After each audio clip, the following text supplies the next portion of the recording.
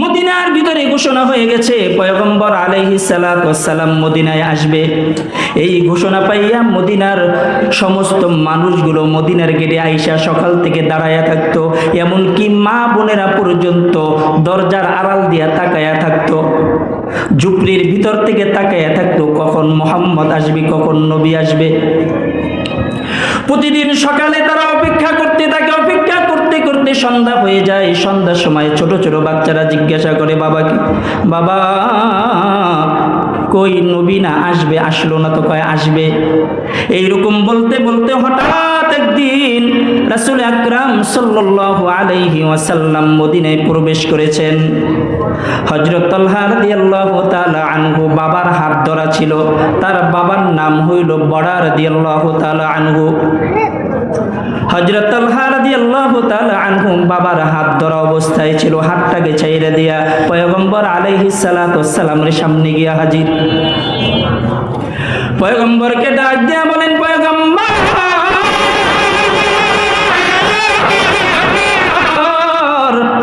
আমি তালহা, আপনি নবীকে বড় মহব্বত করি, বড় ভালোবাসি। রাসূল আকরাম সাল্লাল্লাহু আলাইহি ওয়াসাল্লাম ছোট্ট সাহাবের দিকে তাকাইয়া আশ্চর্য হয়ে গেছেন। ছোট্ট একটা সাহাবী, এখনো পর্যন্ত নিজের ভালো মন্দ সে বুঝতে শিখে নাই। এমন অবস্থায় আয়েশা বলতেছেন, পয়গম্বর আপনাকে আমি মহব্বত করি, বড় ভালোবাসি, আমার নিজের জীবন থেকেও বড় ভালোবাসি, আমার মা বাবা থেকেও বড় ভালোবাসি আপনাকে। রাসূল আকরাম সাল্লাল্লাহু আলাইহি ওয়াসাল্লাম একটু দুষ্টমির ছলে হযরত তালহা রাদিয়াল্লাহু তাআলা আনহুকে বলতেছেন, তুমি আমাকে মহব্বত করো? কয় হ্যাঁ মহব্বত করি। কয় ভালোবাসার প্রমাণ দিতে পারবা? কয় হ্যাঁ দিতে পারবো। কয় যদি ভালোবাসার প্রমাণ দিতে পারো তাইলে আমিও তোমাকে মহব্বত করব, আমিও তোমাকে ভালোবাসবো। হযরত তালহা রাদিয়াল্লাহু তাআলা আনহু বলেন, পয়গম্বর আপনি এখন চাইলে আমার পরীক্ষা নিতে পারেন, আমি এখন পরীক্ষা দিতে প্রস্তুত আছি।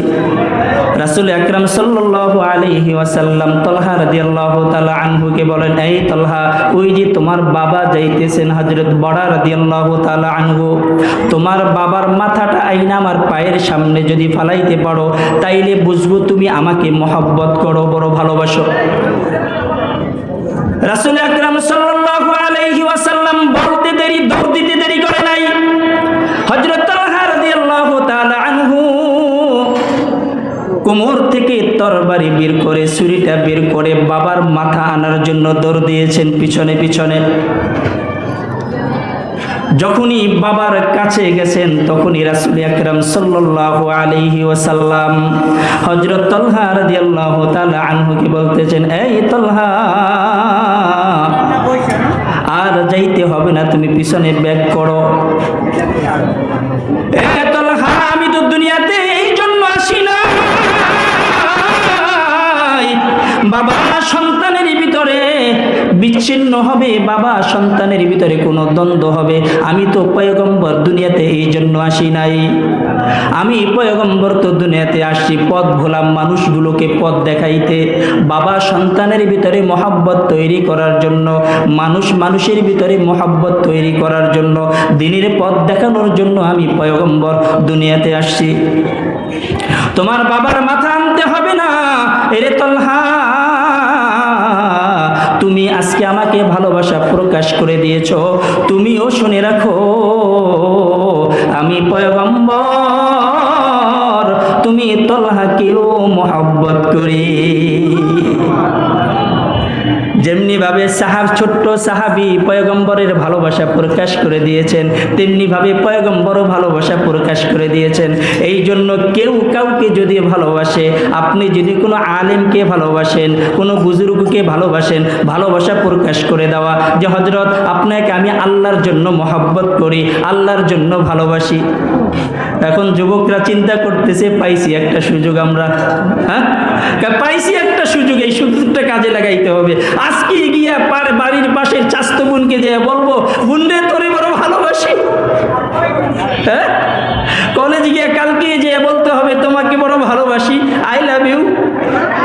হ্যাঁ, ওই ভালোবাসা আল্লাহর জন্য ভালোবাসা, ওই ভালোবাসা জায়েজ তো?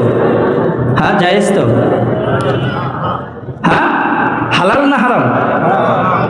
হারাম। ফতোয়া কিন্তু আপনারাই দিচ্ছেন, এই যুবক তোমরাই কিন্তু বলছো। যদি হারাম হয়ে থাকে তাহলে হারামটাকে হারামের জায়গায় রাখো। আবার অনেকে সুন্দর ফতোয়া দেয়, আবার সুন্দর সলিউশন দেয়। হুজুর মোহাব্বত করি, উদ্দেশ্য তো ভালো। কেমন উদ্দেশ্য? হুজুর বিবাহ শাদী করবো তো। বিবাহ শাদী করবা, ভালোবাসতে হবে কেন? কয় আগে একটু ট্রাই করে নি, ভালো না মন্দ একটু ট্রাই করে নি। স্পষ্ট কথা বুঝেন আপনারা। হ্যাঁ যুবক ভাই, তোমরা স্পষ্ট কথা বুঝো। যেটা শুরুই হয় অবৈধভাবে, যেটা শুরু হয় খারাপভাবে, ওইটা কোনোদিন ভালো হইতে পারে না, ওইটা কোনোদিনও ভালো হইতে পারে না। আমি গ্যারান্টি সহকারে আজকে আপনাদের মাঝে বলে যাই, এই পাটেরবাগ এলাকার মানুষ আপনাদেরকে স্পষ্টভাবে কথাগুলো বলে যাই, শুনে রাখেন। যেই সম্পর্কটা শুরু হয় নাজায়েজ ভাবে, হারাম ভাবে শুরু হয়, ওই সংসার কোনোদিন, ওই সম্পর্ক কোনোদিন স্থায়ী হইতে পারে না। এই জন্যই তো দেখেন না, ঘরে ঘরে সম্পর্ক ছিন্ন হইতেছে, ঘরে ঘরে স্বামী স্ত্রী অমিল হইতেছে। এমনি এমনি হয় না তো, এই জন্যই হয়। আর সম্পর্কটা যদি ভালোর মাধ্যমে হইতো তাইলে এই সম্পর্ক ছিন্ন হইতো না, ওই সংসারের ভিতরে শান্তি পাওয়া যেত। 2 দিন পরেই দৌড়েই আসে মসজিদের ইমাম সাহেবের কাছে, হুজুর কি হয়েছে? হুজুর একটা তাবিজ দেন, হুজুর একটা তাবিজ দেন। কেন রে ভাই? 2 দিন আগে বিয়ে করছে হুজুর, সংসারে শান্তি নাই। বিবাহ করছিলেন কেমনে? হুজুর প্রীতি কইরা বিবাহ করছিলাম, প্রেম প্রীতি কইরা বিবাহ করছিলাম, বড় পছন্দ কইরা নিয়ে আসছিলাম হুজুর, আজকে আমার বউ কথা শুনে না। হ্যাঁ, কামড়াইতে শুরু করছো খারাপ ভাবে, তোমার কথা শুনবে কিভাবে? আর যদি মা বাবা দেখা শুই না একটা কালো মেয়েকেও তোমার ঘরে আইনা দিত, আর ওইটা যদি তুমি দিল থেকে পছন্দ করে নিতা, তাইলে মুরব্বিদেরও দোয়া পাইতা, সংসারে তোমার শান্তি আসতো, তোমার বিবি তোমার কথা শুনতো, তোমার সংসারটা জান্নাতের বাগান হইতো।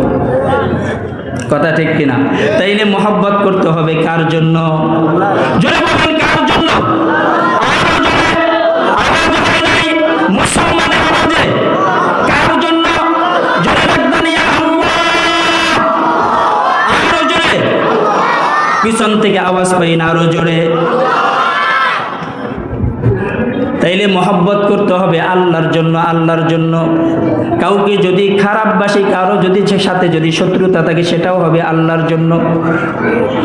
হযরত তালহা রাদিয়াল্লাহু তাআলা আনহু পয়গম্বরের কাছ থেকে চলে গেছেন বাড়িতে। কয়েকদিন পরে সংবাদ আসছে পয়গম্বরের কাছে, পয়গম্বর আপনার তালহা অসুস্থ হয়ে গেছে, আপনার তালহা অসুস্থ। পয়গম্বর আলাইহিস সালাতু ওয়াস সালাম ছোট্ট সাহাবীর ভালোবাসায় আর ঘরে থাকতে পারেন নাই, ছোট্ট সাহাবীর ভালোবাসার টানে তালহার বাড়িতে চলে গেছেন। পাহাড়ি পথগুলো বায়া বায়া পয়গম্বর আলাইহিস সালাতু ওয়াস সালাম তালহা রাদিয়াল্লাহু তাআলা আনহুকে দেখতে চলে গেছেন। বাড়িতে যাইয়া তালহা রাদিয়াল্লাহু তাআলা আনহুর পাশে বইসা তালহা রাদিয়াল্লাহু তাআলা আনহুর মাথাটাকে পয়গম্বর আলাইহিস সালাতু ওয়াস সালামের কোলের ভিতরে রাইখা, একদিকে পয়গম্বর আলাইহিস সালাতু ওয়াস সালাম তালহার দিকে তাকিয়ে আছে, অন্যদিকে হযরত তালহা রাদিয়াল্লাহু তাআলা আনহু পয়গম্বরের দিকে তাকায় আছে। একজন আরেকজনকে মন খুইলা দেখতেছেন। রাসূল আকরাম সাল্লাল্লাহু আলাইহি ওয়াসাল্লাম তালহা রাদিয়াল্লাহু তাআলা আনহুর বাবা মাকে ডাক দিয়া বললেন, এই আমার তালহা যদি ইন্তেকাল করে তাইলে আমাকে তোমরা খবর জানাইবা। আমি পয়গম্বর আলাইহিস সালাতু ওয়াস সালাম আমার তালহার জানাজা আমি নিজে পড়ব এবং আমার তালহাকে আমি নিজের হাতে কবরে রাখব। রাসূল আকরাম সাল্লাল্লাহু আলাইহি ওয়াসাল্লাম এই কথা বইলা ঘর থেকে চলে আসছেন বিদায় নিয়া।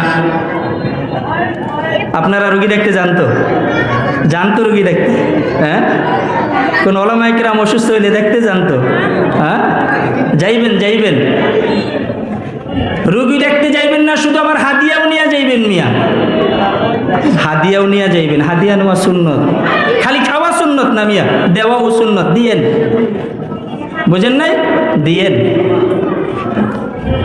রাসূল আকরাম সাল্লাল্লাহু আলাইহি ওয়াসাল্লাম চলে আসছেন, এখনো পর্যন্ত হুজরাখানায় আসতে পারেন নাই, মসজিদে নববীতে আসতে পারেন নাই। এর আগে হযরত তালহা রাদিয়াল্লাহু তাআলা আনহু দুনিয়া থেকে চলে গেছেন। হযরত তালহা রাদিয়াল্লাহু তাআলা আনহু ইন্তেকালের পরে তাকে দাফন করা হয়েছে। দাফন করার পরে পরের দিন রাসূল আকরাম সাল্লাল্লাহু আলাইহি ওয়াসাল্লামের কাছে সংবাদ আসছে, পয়গম্বর, আপনার তালহা দুনিয়া থেকে বিদায় নিয়েছেন, তাকে দাফনও করা হয়েছে। রাসূল আকরাম সাল্লাল্লাহু আলাইহি ওয়াসাল্লাম দৌড়ে চলে গেছেন তালহার বাড়িতে। রাগান্বিত হয়ে তালহার বাবাকে ডাক দিয়েছেন, এই বড়া, তোমাকে না বলেছিলাম আমার তালহা যদি ইন্তেকাল করে তাইলে আমি পয়গম্বরকে জানাইবা, আমি পয়গম্বর এসে আমার তালহার জানাজা পড়ব, আমি নিজের হাতে দাফন করব, আমাকে কেন জানানো হইল না? এত বড় সাহস তুমি কোথায় পাইলা? হযরত বরা রাদিয়াল্লাহু তাআলা আনহু বলেন, পয়গম্বর,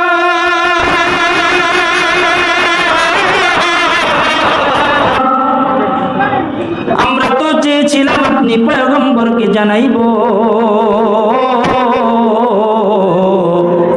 আপনি যখন এখান থেকে বিদায় নিয়ে চলে গেছেন, আমার সন্তান ছোট হইতে পারে, তার বুঝ বেশি ভালো, আমার সন্তানের জ্ঞান বেশি, আপনাকে বড় মহব্বত করি পয়গম্বর। আমার সন্তান ডাক দিয়া বলেছেন, বাবা, আমি তালহা যদি ইন্তেকাল করি, আমি তালহা যদি রাতে ইন্তেকাল করি, তাইলে আমার পয়গম্বরকে তোমরা জানাইবা না। কেন জানাইব না রে বাবা? কয়, যদি আমি রাতে ইন্তেকাল করি, রাতে যদি ইন্তেকাল করি, মদিনার রাস্তাগুলো বড় অন্ধকার, মদিনার রাস্তার ভিতরে কাঁটা থাকে, ছোট ছোট ধারালো পাথর থাকে, এই রাতে যদি আমার পয়গম্বর আমি তালহার ইন্তেকালের কোনো খবর পাই, তাইলে আমার পয়গম্বর ঘরে থাকতে পারবে না, আমি তালহার মহব্বতে ছুঁইটা চলে আসবে।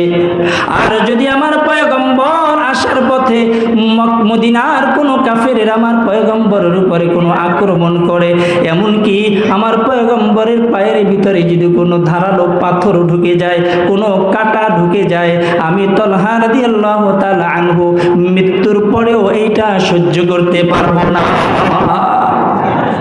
হযরত বরা রাদিয়াল্লাহু তাআলা আনহু বলেন, পয়গম্বর, আমার সন্তান এই কথাগুলো বলার কারণে আমি আপনাকে জানাইতে পারিনি, আপনি আমাকে মাফ করবেন। রাসূল আকরাম সাল্লাল্লাহু আলাইহি ওয়াসাল্লাম বলেন, চলো আমার তালহার কবরটার সামনে আমাকে নিয়ে চলো। রাসূল আকরাম সাল্লাল্লাহু আলাইহি ওয়াসাল্লাম সাহাবায়ে কিরামদেরকে নিয়ে হযরত তালহা রাদিয়াল্লাহু তাআলা আনহুর কবরের পাশে দাঁড়াইছেন। দাঁড়াইয়া হাত দুইটা উঠাইয়া আল্লাহ তাআলাকে ডাক দিয়া বলেন, আল্লাহ,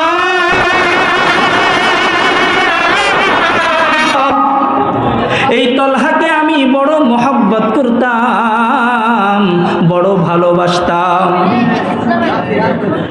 আল্লাহ তাআলাকে বলেন, আল্লাহ, তুমিও আমার তালহাকে মহব্বত কইরো, ভালোবাসো। রাসূল আকরাম সাল্লাল্লাহু আলাইহি ওয়াসাল্লাম বলেন, আল্লাহ, আমার তালহার সামনে তুমি এমন ভাবে উপস্থিত হইও যে আমার তালহা তোমাকে দেখে যাতে খুশি হইতে পারে। কেমন মহব্বত ছিল, কেমন ভালোবাসা ছিল, যেমনি ভাবে পয়গম্বরের ভালোবাসা প্রকাশ করে দিয়েছেন, পয়গম্বর ও সাহাবীর ভালোবাসা ওইরকম ভাবে প্রকাশ করে দিয়েছেন। এই জন্যই আল্লাহ তাআলা বলেন, কুল ইন কুনতুম তুহিব্বুনাল্লাহ ফাত্তাবিউনি ইউহিব্বুকুমুল্লাহ। যদি আমি আল্লাহ তাআলাকে পাইতে চাও, আমি আল্লাহ তাআলাকে মহব্বত করতে চাও, তাইলে আমার নবীকে তোমরা মহব্বত করো, নবীকে ভালোবাসো।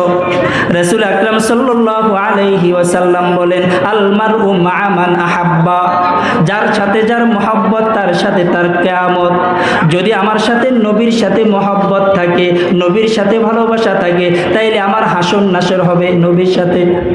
আর যদি আমার মহব্বত থাকে ল্যাংটার সাথে, আমার মহব্বত যদি সাথে থাকে সালাওয়ালার সাথে, হ্যাঁ, আমার মহব্বত যদি থাকে বেনামাজির সাথে, সুদখোরের সাথে, ঘুষখোরের সাথে, এলাকার বড় বাটপারের সাথে, তাইলে আমার হাসর নাসরও হবে তাদের সাথে।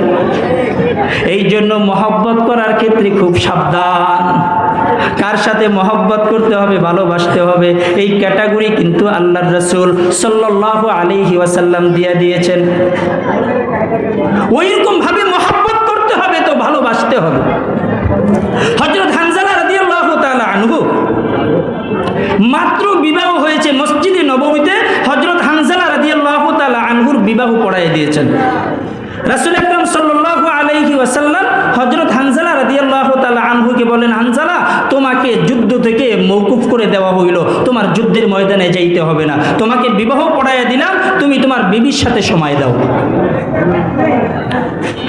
পরের দিন রাসূল আকরাম সাল্লাল্লাহু আলাইহি ওয়াসাল্লাম যুদ্ধের ময়দানে চলে গেছেন, উহুদের ময়দানে। উহুদের ময়দানে চলে গেছেন।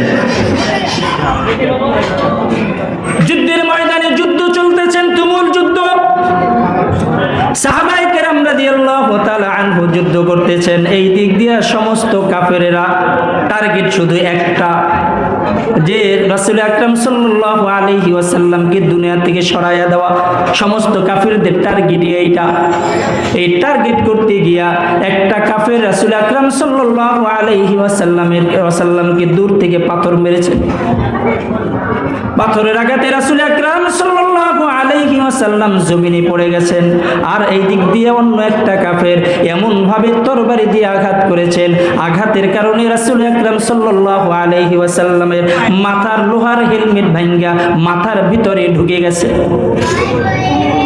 সাহাবায়ে কেরাম খেয়াল করতে পারে নাই, দেখে নাই।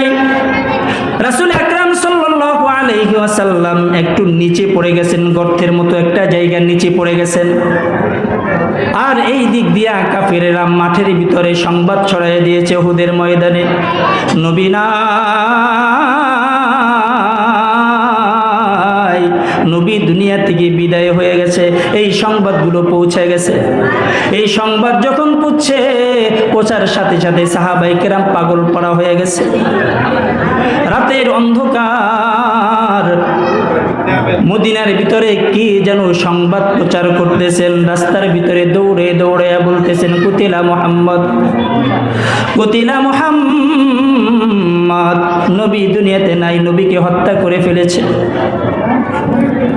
হযরত হানজালা রাদিয়াল্লাহু তাআলা আনহু বিবির সাথে সময় কাটাইয়া মাত্র গোসল করতে বের হয়েছে। যখনই গোসল করতে বের হয়েছে, গোসলের ভিতরে এই সংবাদটা আসছে। হুজুর কখন আসবে? হুজুর আসবে এখন? হ্যাঁ, আচ্ছা।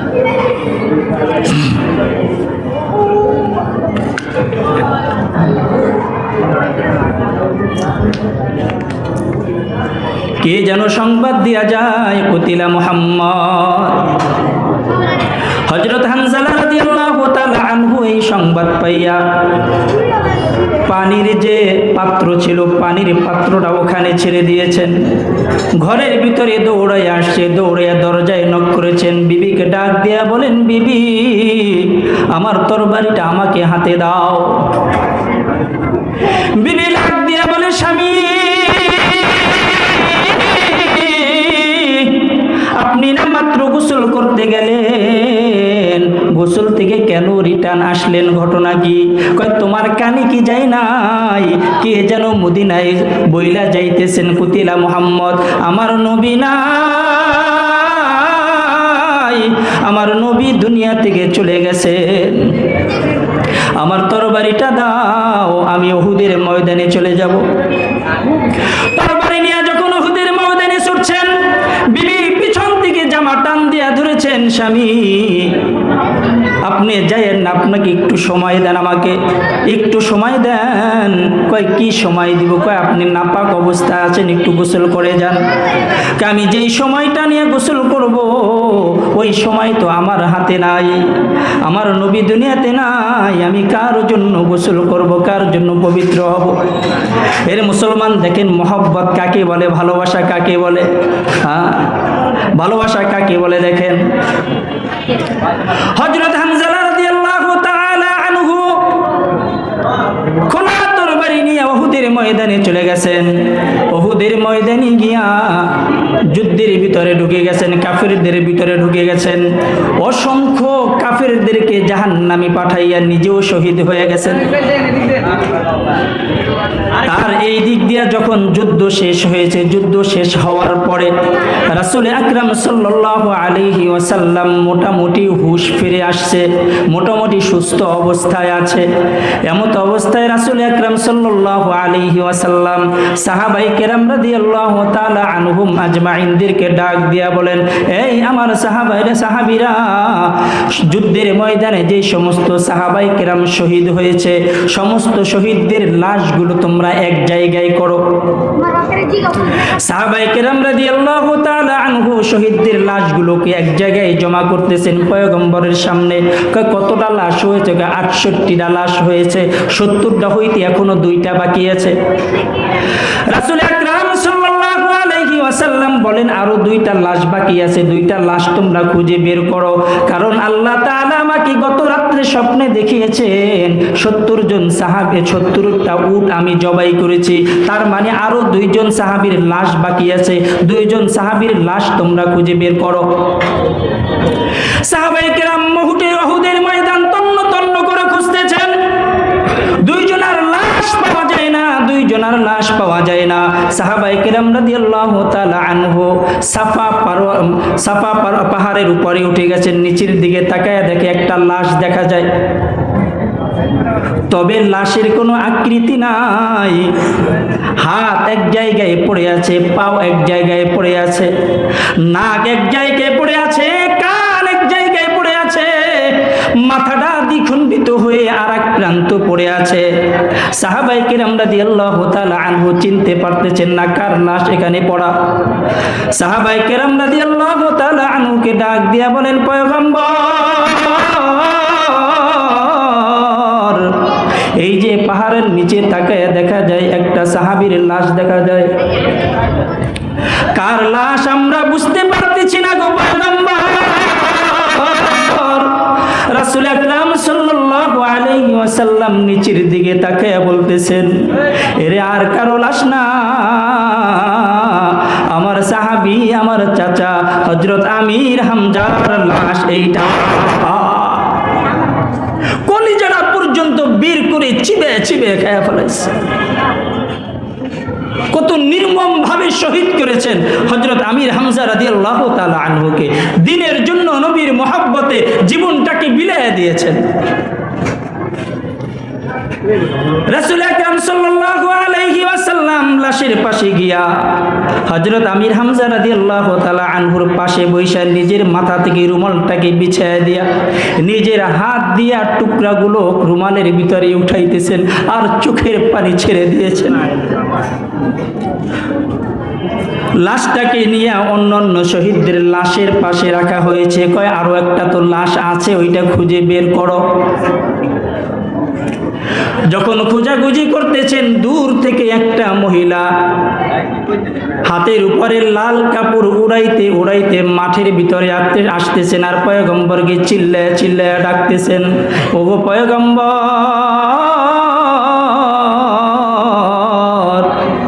চিল্লায়া চিল্লায়া ডাকতেছেন মহিলা সাহাবী।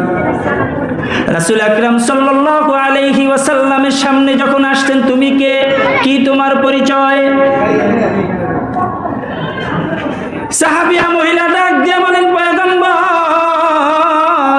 আপনি আমাকে চিনবেন না, তবে আমার পরিচয় হইল গতকালকে আপনি যেই সাহাবীর বিবাহ পড়াইছিলেন মসজিদে নববীর ভিতরে খাজুর ছিটাইয়া, আমি হইলাম আপনার ওই সাহাবী হযরত হানজালা রাদিয়াল্লাহু তাআলা আনহুর বিবি। তুমি এখানে কেন আসছো? কয় আমার স্বামী শাহাদাত বরণ করেছে, এই উহুদের ময়দানে আমার স্বামী শাহাদাত বরণ করেছে।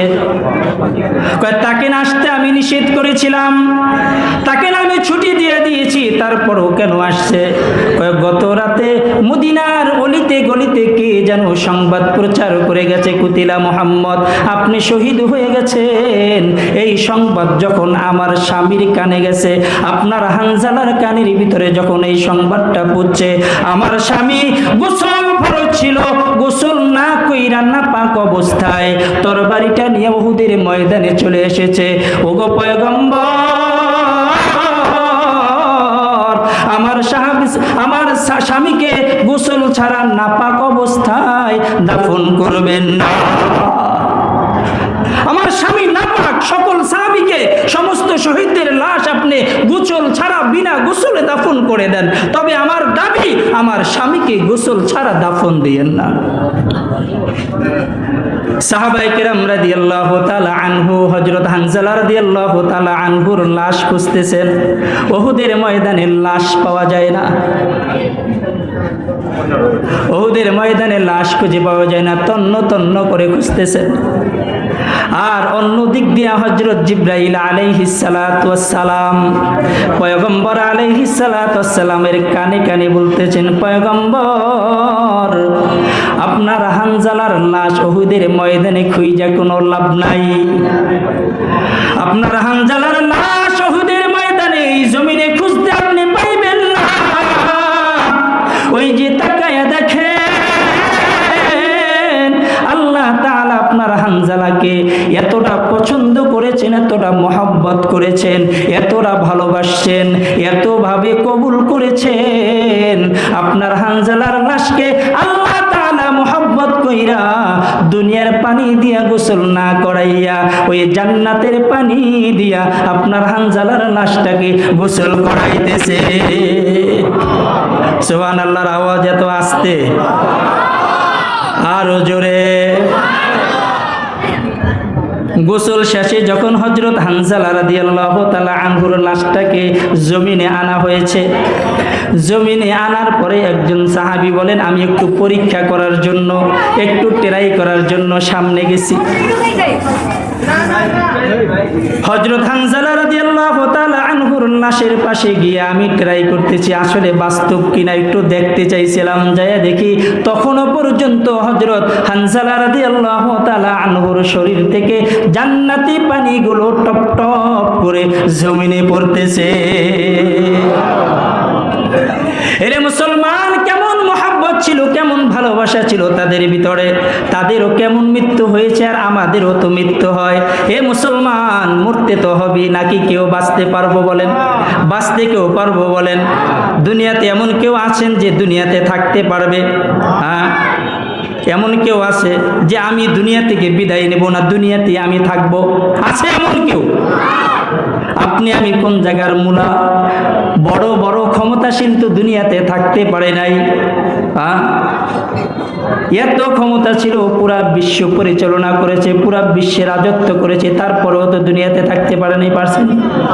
ফেরাউনের মতো মানুষ দুনিয়াতে থাকতে পেরেছে, নমরুদের মতো মানুষ দুনিয়াতে থাকতে পেরেছে, সাদ্দাদের মতো মানুষ, যেই সাদ্দাত আল্লাহ তাআলার সাথে যুদ্ধ ঘোষণা করেছে যে আল্লাহ তোমার জান্নাতে আমি যাইব না, নিজে জান্নাত তৈরি করব। 950 বছর লাগাইয়া জান্নাত বানাইছে, আল্লাহর জান্নাতে আমি যাইব না, নিজে জান্নাত বানাইব। যখন জান্নাত বানানো শেষ, এসে জান্নাতের ভিতরে ঢুকবে, নাউজুবিল্লাহ কইবেন না? জান্নাতের ভিতরে ঢুকবে, তার বানানো জান্নাত, জান্নাতের ভিতরে ঢুকবে, ঘোড়ার উপরে চইরা জান্নাতের দিকে আগাইতেছে, আর অন্য দিক দিয়ে একজন পথিক গরিব মানুষ ঘোড়ার সামনে আইসা লাগাম ধইরা বসছেন, এই দাঁড়াও। কয় কে তুমি? কয় তোমার সাথে আমার কথা আছে। রাগ হয়ে গেছেন। কয় তোমার সাথে আমার কথা আছে। কয় তোমার সাথে আবার কিসের কথা? কয় না, কথা বলতে হবে। কয় সময় নাই। কয় তোমার সময় না থাকলেও কিন্তু আমার সময় আছে। কয় তোমার সময় না থাকলেও আমার সময় আছে, অসুবিধা নাই। কয় দাঁড়াও। কয় না না, দাঁড়ানো যাইব না, দাঁড়ানো যাইব না, এখনই আমাকে যাইতে হবে, জান্নাতের ভিতরে ঢুকবো। জান্নাত বানাইছি। কি করছে? কয় জান্নাত বানাইছি, জান্নাতের ভিতরে ঢুকবো। কয় দাঁড়ানো যাইব না, একটু পরে কানটাকে দইরা নিচের দিকে নামাইয়া কানের সাথে মুখটাকে লাগাইয়া কানের সাথে মুখটাকে লাগাইয়া হযরত আজরাইল আলাইহিস সালাতু ওয়াস সালাম ডাক দিয়া বলে, এরে বাটপার, এরে বাটপার, আমি হইলাম আজরাইল, তোর জান নিতে আসছি। প্রথমত হয়ে গেছেন, আশ্চর্য হয়ে গেছেন, ঘটনা কি? এত বড় ক্ষমতাশীল, হ্যাঁ, এত বড় ক্ষমতাওয়ালা, কানের সাথে মুখটাকে লাগাইয়া কইতেছেন, আমি আজরাইল, আর সময় নেই তোর, একটু সময় দাও, আমি জান্নাতের ভিতরে ঢুকবো, জান্নাতের ভিতরে ঢুকবো, আবার বের হয়ে আসবো, তারপরে তুমি আমার জান নিও। কয় সময় নাই। কয় এতটুকু সময় যদিও না দাও, তাইলে আমাকে দরজার সামনে একটু যাইতে দাও, দরজার সামনে দিয়ে একটু ফুসকি মাইরা দেখবো। কি কয়? কয় একটু ফুসকি মাইরা দেখবো। কয় কেমন করে জান্নাতটা বানাইছে, একটু ফুসকি মাইরা দেখে আসি। কয় ফুসকি দেওয়ার মতো এখন সময় নাই। কয় অতটুকু সময় যদিও না দাও, আমি যে ঘোড়ার উপরে আছি, বাহনের উপরে আছি, বাহন থেকে একটু নামতে দাও, নিচে নাইমা দাঁড়াই। কই নামার সময়টুকু তোমার নাই, নামার সময়টুকু তোমার নাই। ইদা জা আজালুহুম লা ইস্তাকিরুনা সাআতাও ওয়ালা ইস্তাকদিমুন। আপনার আমার মৃত্যুর সময় যেটা নির্ধারণ করা আছে, এক সেকেন্ড আগেও আসবে না, এক সেকেন্ড পরেও আসবে না। লিকুল্লি উম্মাতিন আজাল, সময়টা নির্ধারণ করা, এক সেকেন্ড আগেও আসবে না, এক সেকেন্ড পরেও আসবে না। কিন্তু মুসলমান বুঝার বিষয় হইল যে আমার মৃত্যুটা ভালো অবস্থায় হইল নাকি খারাপ অবস্থায় হইল। এই জন্যই আল্লাহ তাআলা বান্দাকে বলেছেন, বান্দা মুসলমান না হইয়া কেউ কবরে আইসো না, ওয়ালা তামুতুন্না ইল্লা ওয়া আনতুম মুসলিমুন, মুসলমান না হইয়া কেউ কবরে আইসো না, মুসলমান হইয়া তারপরে কবরে আইসো। হুজুর আমরা তো মুসলমানই, আমার বাবা মুসলমান, দাদা মুসলমান, পরদাদা মুসলমান, 14 গোষ্ঠী মুসলমান, তারপরেও হুজুর মুসলমান হইতে পারি নাই। এটা তো আমি বলি নাই, কে বলছেন? কে বলছেন? আল্লাহ বলে দিয়েছেন, মুসলমান না হইয়া কেউ কবরে আইসো না। তার মানে বোঝা গেল যে কালিমার সাইনবোর্ড লাগাইলে মুসলমান হওয়া যায় না, কালিমার সাইনবোর্ড লাগাইলে মুসলমান হওয়া যায় না। শুধু মাথায় টুপি, চেহারায় দাড়ি, শরীরে একটা পাঞ্জাবি আছে, এইটা লাগাইলে মুসলমান হওয়া যায় না। দরবেশ বাবা ছিল না? হ্যাঁ, দরবেশ বাবা শোনেন নাই? হ্যাঁ হ্যাঁ, শোনেন নাই? দরবেশ বাবা, চেহারা সুরাত মাশাআল্লাহ, হ্যাঁ, চেহারা সুরাত মাশাআল্লাহ। এইরকম দরবেশ আমাদের এই জগতে নাই তো, নাই তো। বড় পাক্কা মুসল্লি, সামনের কাতারে নামাজ পড়ে, সামনের কাতারে নামাজ পড়ে, হিসাব করলে দেখা যায় ঘুষের ব্যবসা করে, সুদের ব্যবসা করে। কি করে? সুদের ব্যবসা করে, সুদের ব্যবসা। আমাদের হুজুর একটা ঘটনা শুনাইছেন, ছোট্ট কইরা বলি। এক মুসল্লি, মনে করেন আপনাদের এই মসজিদে একজন মুসল্লি 5 ওয়াক্ত নামাজ সামনের কাতারে পড়ে। তো ইমাম সাহেব চিন্তা করে, মানুষটা 5 ওয়াক্ত নামাজ এখানে পড়ে, কোনো কাম কাজ করে না, সন্তান আদিও নাই, সংসার কেমনে চলে, একটু খবরাখবর নেই, কি অবস্থা একটু জিজ্ঞাসা করি। হুজুর ডাক দিছে একদিন, ভাইজান একটু এদিকে আসেন, আপনি করেন কি? হুজুর কিছু করি না, আল্লাহ তাআলা খাওয়াইতেছে, আলহামদুলিল্লাহ ভালো অবস্থায় আছি, কারো কাছে যাইতে হয় না, সম্মানের সাথে আছি। করেনটা কি? হুজুর কোনো কাজ কাম করি না, এমনি আল্লাহ চালাইতেছে, আল্লাহ তাআলা রিজিকের ফয়সালা করে দিয়েছে, খাইতেছি, ঘুরতেছি, ফিরতেছি, 5 ওয়াক্ত নামাজ আদায় করতেছি। এই অবস্থায় দুনিয়া থেকে বিদায় নিতে পারলে হয়। আচ্ছা বলেন, কাজটা করেন কি? রিজিকের ফয়সালা হয় কিভাবে? হুজুর সরকারি চাকরি করতাম, সরকারি চাকরির শেষে কিছু হাদিয়া তোফা সরকার আমাকে দিয়েছে, তাই না? রিটায়ার্ড হওয়ার পরে বড় মাপের একটা অঙ্ক সরকার দিয়া দেয়। কেন দিয়া দেয়? কে এতদিন পর্যন্ত, এতগুলো বছর আমার জন্য, দেশের জনগণের জন্য ব্যয় করেছো, দেশ ও জাতির জন্য ব্যয় করেছো সারাটা জীবন, তো এখন শেষ জীবনে আইসা যখন তোমার কোনো কর্ম নাই, তোমার জন্য যখন কোনো কোটা খালি নাই, তোমার জন্য একটা দিয়া দিলাম, এইটা তোমার সারা জীবন তুমি বৈশা বৈশা খাও। হুজুর চাকরির শেষে একটা অঙ্ক পেয়েছি, ওই টাকাটা আমার বিবির হাতে দিয়ে দিয়েছিলাম। বিবি কি করে? হুজুর, বিবি এলাকার ভিতরে মানুষের কাছে দিয়া রাখছে। কি করছে? মানুষের কাছে দিয়া রাখছে। হুজুর, এগুলো আমি আবার ধরি টরি না, এটা বিবি সামলায়, ওই কাজে আমি নাই। মাস শেষে কিছু একটা পাই, আলহামদুলিল্লাহ চলে যায়। কি কয়? মাস শেষে কিছু পাই, আলহামদুলিল্লাহ চলে যায়। এইরকম দরবেশ বাবা এই জগতে নাই তো? হ্যাঁ, নাই তো? এইরকম দরবেশও এই জগতে আছে, পাক্কা মুসল্লি। আর এই মানুষগুলোই মসজিদের ভিতরে ঢুইকা ওলামায়ে কেরামের পিছনে লাগে। ওলামায়ে কেরামের কোনো কাজ নাই তো, কোনো কাজ নাই। মসজিদে ঢুইকা খালি এমনি হাত দিয়ে মোছে। একটু পরে মসজিদ সাহেবরে ডাক দেয়, খাদিম সাহেবরে ডাক দেয়, ইমাম সাহেব, ইমাম সাহেব, খালি খান আর পেট ডলেন। হ্যাঁ, কোনো কাম কাজ নাই তো। কি হয়েছে? মসজিদে ময়লা দেখেন না? হ্যাঁ, মসজিদে ময়লা দেখেন না? কোনো কাম কাজ নেই, পরিষ্কার করেন এগুলো। এখন আপনাকে আমি প্রশ্ন করি, মসজিদ কার? জনগণের কার? আমি কার? আমি কার? আমিও আল্লাহ। তাইলে মসজিদ কার? আমার। মসজিদ এখন আমার। আল্লাহ তাআলা আমাকে খাদিম হিসেবে বানাইছে না? হ্যাঁ, আমাকে খাদিম হিসেবে বানাইছে না? আমাকে দায়িত্ব দিয়ে দিয়েছেন না? যেহেতু আমাকে আল্লাহ তাআলা দায়িত্ব দিয়েছেন, তুমি মসজিদ পরিষ্কার করো, এইটা শুধু মসজিদের খাদিমের দায়িত্ব? সব খালি মসজিদের খাদিমের এই পাওয়ার প্রয়োজন? মসজিদের ইমাম সাহেব খালি সব অর্জন করবে, আপনাদের সব দরকার